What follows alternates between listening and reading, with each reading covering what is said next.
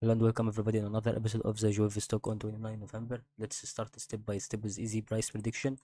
So this is going to be returning back for 1 day update here. If we checked out that goes to be literally, we think that goes about the slow way that happens since it started from this 12 USD and 60 cents, and it decreases until it reaches this movement 2 USD and 50. So that means this goes to be about the difference in 10 USD. So since it increased here and decreased again, it decreased by 1.5. That what is actually going for 1 day update according to 5 or 4 hours.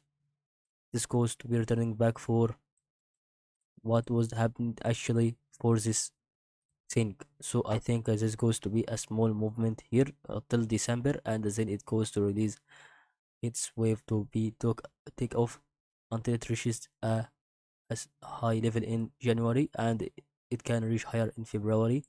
However, it is going to be the part of the profit that can be sold here. Hope you benefit from Joy stock video.